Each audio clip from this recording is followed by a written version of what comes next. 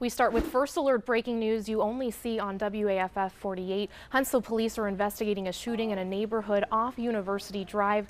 Two more recently passed laws in Alabama are ruled unconstitutional. One of the laws would have restricted abortion clinics near schools. Who else can you expect to find on the ballot? In the Republican primary, there's current Alabama Governor Kay Ivey, Huntsville Mayor Tommy Battle, and State Senator Bill Hightower also says he's running. Tonight, an Athens man is facing a charge of making a terroristic threat after he allegedly pulled a gun at a church this morning. No one was hurt, and the man is behind bars. The O'Neill Church of Christ tells us they have more to pray over. WAFF 48's Chris Joseph sat in on a service tonight and met with church leaders. Chris, how is the congregation handling this? A fight between two men in Madison ends with a man allegedly shooting his roommate. He's in the hospital. We're working to learn his condition. The other man is in custody right now, being questioned by Madison police. A softball team made up of extraordinary players on a mission to inspire made their way to Huntsville Saturday. All of the players have served our country in the military. All of them are amputees. Their message is that their life without limbs is limitless. Good Sunday morning. Thanks for waking up with us. We're talking flurries for the potential for Tuesday, right? Yes. School is a time for learning and preparing for the future, but some students may not always have the basic necessities to succeed. As WAFF 48's Sheila O'Connor reports, one Madison County school is helping to change that. You've been on The Voice the last 6 months. Tell us just about your journey to get to that point. Is it going to be another hot and muggy day tomorrow? Yeah, long-term outlook here, Lauren.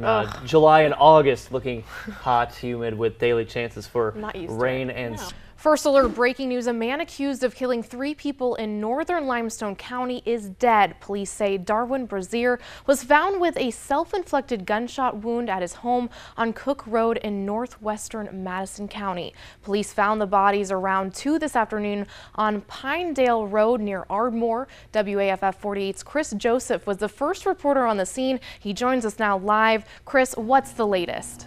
Learning more details into what led up to this shooting. This is part of a petition by Brazier's ex-wife, Deborah Rivera, in her own writing for a protection from abuse. The petition was denied in April by a Limestone County circuit judge. According to the documents, Brazier had pulled a gun on her. She claimed he was harassing her and stalking her. She had told the judge that he wouldn't stop trying to see where she was and that he was upset she was married to another man and didn't want to be with him.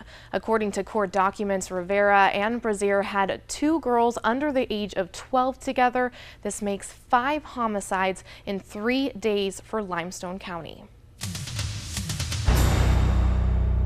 More breaking news. Tennessee authorities say they just located an endangered child. We first told you about the search for 2-year-old Brooklyn Jade Galusha on the First Alert News app. Galusha was found safe and her non-custodial grandmother, Crystal Witt, was arrested this evening.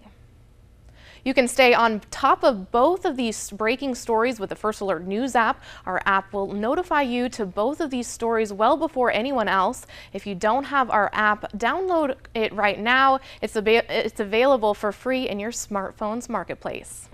2 people are dead following a motorcycle crash in Marshall County. 49-year-old Michael Wood of Madison and 53-year-old Judith Mayhew of Huntsville were killed when the motorcycle they were riding left the road, hit a concrete curb, and then 2 parked cars. The crash happened on Union Grove Road north of Arab just before 10 last night. Aaliyah says the crash is under investigation.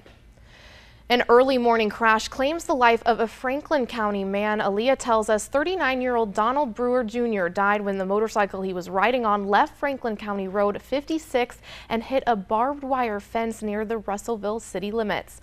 The crash happened around 3:30 this morning. Brewer was pronounced dead at the scene. Alabama state troopers are also investigating this crash.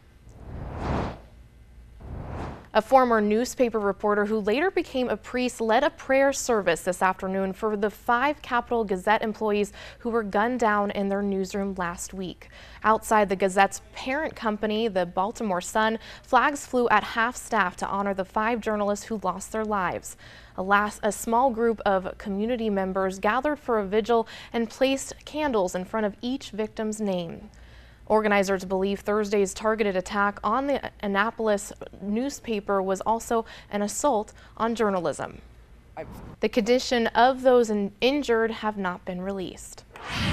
An update tonight on the train accident at Nakalula State Park from yesterday. We are told one person who was injured has now been released from the hospital. We first told you yesterday that 10 people were transported to local hospitals after the train was involved in an accident. The age breakdown of those injured is currently unknown. Tonight, the investigation into what caused this crash is still ongoing. People in Muscle Shoals will head to the polls August 28th for a proposed $5 million ad valorem tax. This will decide whether to increase the local millage tax that's dedicated to schools from 7.5 to 12.5. The additional revenue would generate $50 per $100,000 of appraised property value. According to our partners at the Times Daily, the millage would be dedicated to build a new elementary school and a new high school band facility and safe rooms. Tomorrow is the final day to register to vote in the July 17th primary runoffs. A number of Republican primaries, including the Attorney General and Lieutenant Governor, will be decided in the runoff. U.S. Representative Martha Robbie faces former Congressman Bobby Bright in the GOP runoff for the 2nd Congressional District. Attorney General Steve Marshall faces former Attorney General Troy King in the GOP runoff for Attorney General. In the Republican primary for Lieutenant Governor, Alabama Public Service Commission President Twinkle Kavanaugh faces State Representative Will Answorth. Ride-sharing companies such as Uber and Lyft can now operate statewide. The law approved by the Alabama legislature earlier this year goes into effect today. The Alabama Public Service Commission will regulate companies, issue permits, and implement discrimination and substance abuse policies. Companies will pay a fee to the commission. Alabama this year became the 45th state to pass ride-sharing legislation. Requirements aimed at curbing Tennessee's opioid epidemic are among more than 150 new laws taking effect. Governor Bill Haslam's Tennessee Together opioid plan largely kicks in today. Tennessee will limit initial opioid prescriptions to a 3-day supply, with exceptions for major surgical procedures, cancer and hospice treatment, sickle cell disease, and treatment in certain licensed facilities. If you want to catch a shark, South Alabama has the place for you. The State Conservation Agency says it's expanding a program to allow shark fishing off the pier at Gulf State Park. The department is setting aside 8 dates for overnight shark fishing at the pier starting next Saturday.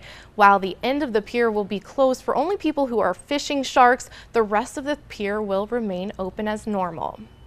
An apartment community is on edge tonight after a man stabs 9 people. What police say led up to the incident coming up.